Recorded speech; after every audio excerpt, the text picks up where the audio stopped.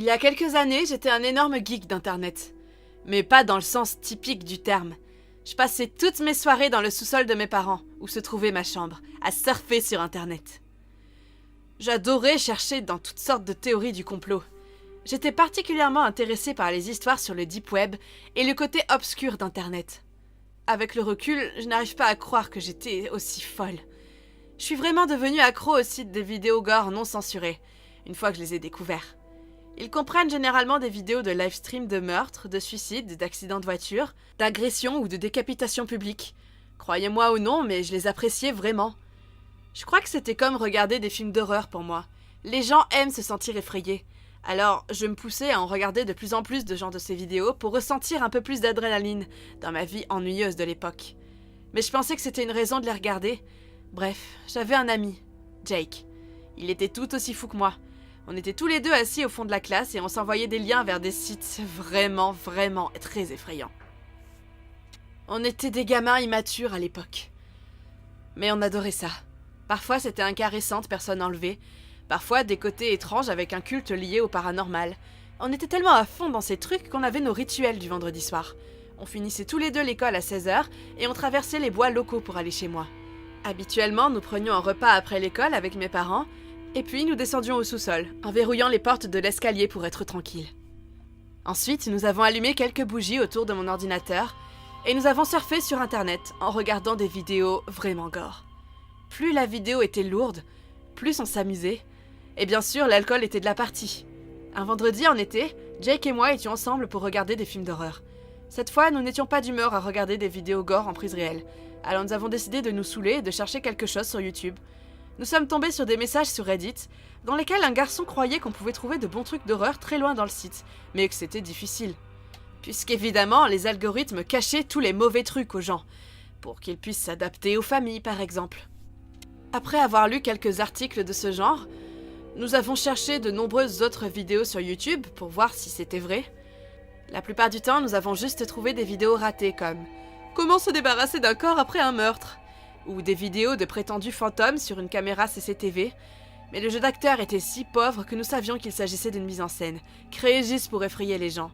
Comme nous, ils y prenaient du plaisir. Nous avions nous aussi trouvé des chaînes très effrayantes là-bas. Après environ 2 heures de recherche, nous sommes tombés sur une chaîne qui détenait environ 500 vidéos et qui se ressemblaient presque toutes. On ne pouvait pas vraiment distinguer quelque chose de concret dans ces vidéos, mais on voyait probablement une fille vêtue d'une robe noire. On pouvait remarquer une fine lumière rouge derrière elle. Sa face était couverte d'une sorte de masque, et ce masque souriait. À chaque vidéo, elle menaçait les viewers qu'elle allait tuer leur famille et les torturer jusqu'à la mort. Dans certaines vidéos, elle montrait même des couteaux et des armes. C'était tellement effrayant.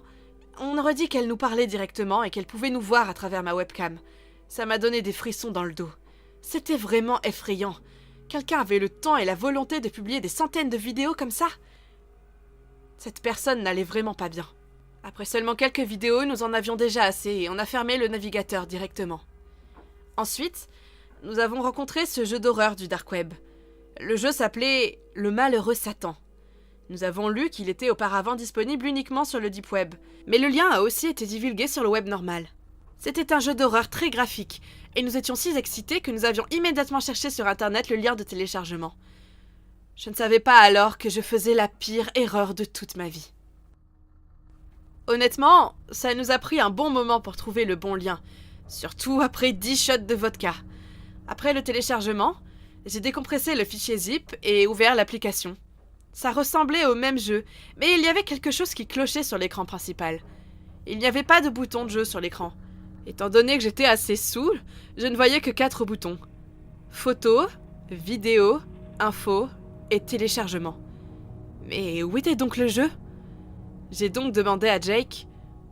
Je sais pas, peut-être devions-nous regarder les autres boutons? J'ai cliqué sur photo et ma mâchoire s'est décrochée. Les premières secondes, Jake et moi étions paralysés. Les photos montraient des enfants, mais il n'y avait pas que des photos comme dans n'importe quel album de photos de famille. Les enfants étaient nus. Et les photographes concentraient manifestement son attention sur les parties intimes du corps humain. Les filles sur les photos ont manifestement été battues et présentaient de nombreuses blessures et cicatrices sur l'intégralité de leur corps. Ça m'a mis extrêmement mal à l'aise. Certaines portaient des colliers de chien au cou, et certaines portaient des tenues provocantes. Elles avaient l'air droguées et à moitié conscientes. C'était définitivement de la pornographie juvénile. Nous n'avons même pas essayé de vérifier le dossier vidéo. J'ai cliqué sur le bouton X aussi vite que j'ai pu, et j'ai supprimé l'application immédiatement. Mais nous avions accidentellement téléchargé de la pornographie juvénile illégale. Je ne pouvais même pas dire un seul mot. Jake et moi nous sommes finalement regardés sans rien dire. Mon cœur battait la chamade, parce que je savais que pour toujours, il y aurait une preuve que j'avais téléchargé ce fichier, avec un programme légal. Je pouvais encore voir ces pauvres garçons et filles probablement enlevés et déportés en dehors des États-Unis pour jouer dans des films porno et se faire violer par ceux qui les avaient enlevés. Je savais que ça me hanterait pour toujours. Le pire, c'est que ce genre de choses se produisait dans le monde, et malheureusement, nous ne pouvions faire quoi que ce soit pour y remédier. Après quelques minutes, Jake a dit qu'il en avait assez. Il a pris ses affaires, et il est parti. Je n'ai pas pu dormir cette nuit-là, ni les jours qui ont suivi. Quand j'ai vérifié le site les jours suivants, là où j'avais trouvé le lien pour pouvoir le signaler, il n'existait déjà plus. Je pense que nous avions été très chanceux, ou alors beaucoup trop malchanceux, pour télécharger le fichier avant qu'il ne soit retiré. J'avais une peur obsessionnelle qu'un jour, la police viendrait chez moi ou un autre service secret. J'étais juste tellement effrayée et j'avais peur pour ma sécurité. Il s'est avéré que le fichier avait des virus et qu'il avait détruit mon ordinateur. J'ai dû me justifier auprès de mes parents, ce que j'avais fait pour mener des applications sur mon PC à faire disparaître mon système d'exploitation. Heureusement, ils pensaient que j'avais juste téléchargé un jeu torrent avec un virus. J'ai réalisé que les réparateurs pouvaient trouver des traces de porno illégales dans mon PC. Alors, ça m'a fait plutôt peur. Mais heureusement, ils n'ont rien trouvé. Et tout va bien pour mon PC depuis lors. Aucun officier n'est venu chez moi, et ils n'ont pas appelé le commissariat de police derrière mon dos comme je le craignais. Mais Jack et moi avons profondément changé depuis cette nuit-là. Nous avons essayé d'oublier cette situation. Rappelez-vous qu'Internet est plein de bons comme de très mauvais contenus. Faites attention à ce que vous téléchargez. Cette histoire a été la plus grande déception de ma vie d'adolescent. Je regrette toujours ce que j'ai fait jusqu'à ce jour. Je possédais une très grande chaîne de jeux vidéo à l'époque. J'étais sur YouTube depuis que j'avais mon propre ordinateur. Je n'avais même pas assez d'argent pour m'acheter un PC assez bon pour enregistrer ou éditer des vidéos. J'ai donc dû faire appel à mes parents pendant presque 3 mois. J'ai adoré regarder les stars sur ce site comme PewDiePie ou Jacksepticeye, et ils m'ont inspiré pour faire ma propre chaîne YouTube dans ma langue maternelle. Je les regardais jour et nuit, donc j'avais une connaissance énorme de ce que les utilisateurs de cette plateforme voulaient vraiment. Quand j'ai commencé cette chaîne, c'était vraiment difficile au début d'obtenir des abonnés. Mais puisque je savais comment monter de bonnes vidéos et enregistrer des jeux à la mode, je me suis fait repérer par l'algorithme de YouTube très rapidement. À partir de là, je me suis mis à rugir comme un fou. Je commençais à être reconnu par les enfants dans mon pays, même si je voulais garder ma vie privée et me cacher derrière un masque. C'était ma première erreur. Lentement mais sûrement, des marques populaires ont commencé à m'envoyer des offres pour des publicités et des contrats.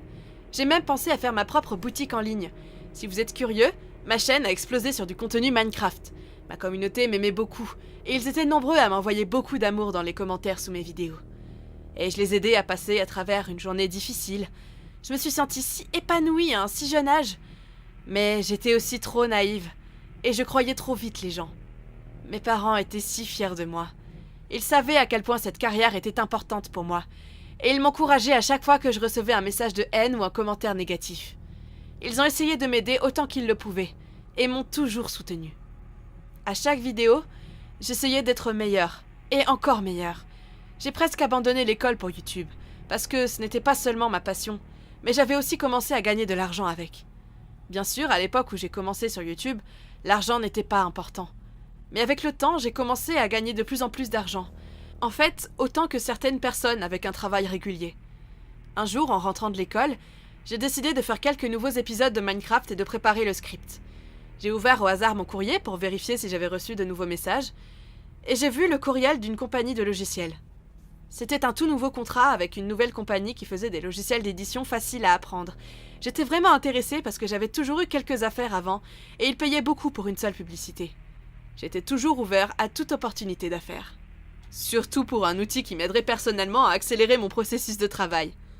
J'ai répondu que j'étais très intéressée par cette coopération, et j'en suis revenue à la rédaction.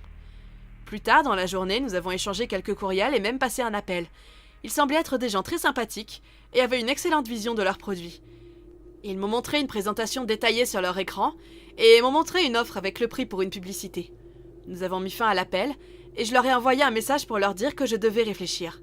Le lendemain, je me suis réveillée et j'ai décidé d'accepter. Ils étaient très heureux d'entendre ça et ils ont immédiatement préparé les papiers pour que je signe leur offre. Quand tout était fait, je devais passer à l'étape suivante et télécharger leur programme. Le truc bizarre, c'est qu'ils m'ont envoyé un zip par courriel, ce qui n'est pas le cas habituellement quand je faisais des affaires avec des marques via leur site officiel. Mais je n'ai rien pensé de tout ça parce que je pensais seulement à ces quelques milliers de dollars que j'allais recevoir dès que cette affaire serait terminée. Tout s'est plutôt bien passé avec le téléchargement, mais je n'ai pas pu installer le fichier sur mon PC. Une sorte d'erreur s'est affichée. J'ai essayé différentes manières de l'installer, redémarrer mon ordinateur et essayer d'autres façons, mais ça ne marchait pas. Je les ai appelés, mais ils ne m'ont pas répondu. Alors je leur ai envoyé un mail pour leur dire que je ne pouvais pas ouvrir le fichier, et ils m'ont répondu en s'excusant et en disant que c'était juste probablement un fichier corrompu. Ils ont promis de m'envoyer un fichier correct dès demain, mais c'était un peu étrange. Pourquoi ne pouvaient-ils pas juste m'envoyer le fichier correct dès maintenant ? C'est une pensée qui m'a traversé l'esprit de longues minutes. Je me suis dit que c'était ridicule, qu'il n'ait même pas un site officiel, ou qu'il ne m'envoie pas le lien tout de suite. D'habitude, je cherche ce genre de marque en ligne, mais ils m'ont offert tellement d'argent que j'étais un peu gourmand, et j'ai oublié toutes les précautions habituelles. Alors j'ai laissé tomber et je suis retournée à ce que j'aimais faire le plus, c'est-à-dire jouer à Minecraft et enregistrer de nouveaux épisodes. Mais la pensée de cet incident ne me permettait pas de rester calme. Ils ne m'ont même pas rappelé, et ils se sont juste soudainement désintéressés de moi. Je n'ai pas reçu de réponse de leur part, je suis donc allée me coucher. Je me suis réveillée le lendemain matin, mais je n'avais toujours pas eu un seul mot de leur part. J'ai essayé de les recontacter par mail, mais ils ne m'ont pas répondu de toute la journée. Finalement, j'ai réessayé de les appeler, mais je n'ai pas pu. On aurait dit qu'ils m'avaient bloqué. Ok, je suppose que ça veut dire que l'affaire était terminée. Ils sont repartis sans un mot. J'étais un peu triste car j'avais déjà décidé ce que j'allais faire de l'argent de l'accord. J'avais besoin d'un nouvel accessoire pour mon ordinateur et d'une nouvelle chaise. Mais j'ai décidé d'oublier cette affaire et de concentrer toute mon attention sur l'école ce jour-là. J'ai même eu une note incroyable à l'examen et j'ai appris beaucoup de choses. Quand je suis rentrée de l'école, j'ai montré à mes parents mes résultats et ils étaient si heureux. Ils m'ont accueilli avec un délicieux dîner. Après avoir mangé mon repas, je suis montée dans ma chambre et je suis allée vérifier mes statistiques YouTube. Mais j'ai eu un problème pour me connecter. Je pensais que c'était juste une erreur latérale et que peut-être que j'avais mis un mauvais mot de passe. J'ai redémarré mon Wi-Fi et vérifié 2 fois mon mot de passe que j'avais noté dans mon carnet. Mais non, il était correct. Pourtant, je recevais toujours la même erreur. Je devenais de plus en plus irritée. Pendant la demi-heure suivante, j'ai essayé d'entrer mon compte et je n'ai pas pu. Alors j'ai décidé d'entrer le courriel et d'écrire au support YouTube pour obtenir de l'aide et changer le mot de passe à nouveau. À ma grande erreur, je n'ai pas pu entrer mon courriel également, cette fois avec un mauvais mot de passe dans la boîte d'information. J'ai lentement commencé à relier les points, mais je ne voulais pas le reconnaître. Puis je me suis souvenu que j'avais toujours ce fichier sur mon ordinateur, et je l'ai rapidement scanné avec mon antivirus qui a détecté un malware. Il a détecté des logiciels malveillants. Je suis allée dans le salon et j'ai tout raconté à mes parents. Ils ont appelé un ami qui était très bon spécialiste en informatique, et il est venu aussi vite qu'il a pu pour m'aider. Il m'a dit que c'était une sorte d'enregistreur de frappe que j'avais installé au départ de mon PC. Il suivait tous mes mouvements, et quand je me connectais à mon compte YouTube, il envoyait toutes les données à l'ordinateur des pirateurs. Je savais que c'était eux. J'étais dégoûtée et fou de rage et de colère. Triste de m'être fait avoir aussi facilement. Ils m'avaient fait croire qu'ils étaient une entreprise et m'avaient donné cette clé avec malware. Tout ce que nous pouvions faire était d'appeler la police. Mais elle n'a même pas essayé de nous aider autant que nous le souhaitions. Ils avaient mieux à faire que chercher des voleurs de comptes virtuels. D'ailleurs, ils ont découvert que les voleurs utilisaient des navigateurs web et un VPN pour cacher leur identité. Je me battais continuellement. Je me rendais constamment au commissariat de police pour avoir des nouvelles, et j'ai même écrit des courriels à leur propre campagne qui m'avaient volé. Je les ai suppliés de me rendre mon rêve. Mais ils n'éprouvaient aucune pitié, et n'ont pas répondu à un seul de mes courriels. Chaque jour, je vérifiais la chaîne pour voir ce qu'ils mettaient en ligne. Les 2 premiers mois, il n'y a pas eu de nouvelles vidéos. Ils ont ensuite essayé de forcer mes fans à regarder une série aléatoire d'un autre jeu vidéo, mais sans ma voix ou mes commentaires cool. Je n'étais incognito comme personne. Donc je ne pouvais pas créer une nouvelle chaîne et reconstruire mon audience. À l'époque, je n'avais pas d'autres réseaux sociaux pour rassembler mes fans. Il semblait que mon rêve soit définitivement perdu. Mais, à la fin, tout a fini par s'arranger. Après 1 an, J'ai recommencé à zéro avec un contenu complètement nouveau d'une nouvelle chaîne YouTube. Et j'avais réuni quelques milliers d'abonnés, déjà. Quand j'ai vérifié ma chaîne récemment, elle n'existait plus. Donc je pense qu'ils ont juste pris tout l'argent restant et se sont débarrassés de toute preuve. J'aurais eu des millions d'abonnés déjà, et j'aurais probablement été au sommet de mon pays. Mais j'étais stupide à l'époque, et j'avais été trop gourmand. Je me suis retrouvé à avoir beaucoup de nuits blanches et une énorme dépression. Mais maintenant je suis plus fort et plus prudent. YouTube est un business comme un autre, donc perdre une chaîne est un crève-cœur. N'ayez confiance qu'en vous-même, et vérifiez toujours à 2 fois avant de télécharger quelque chose d'internet.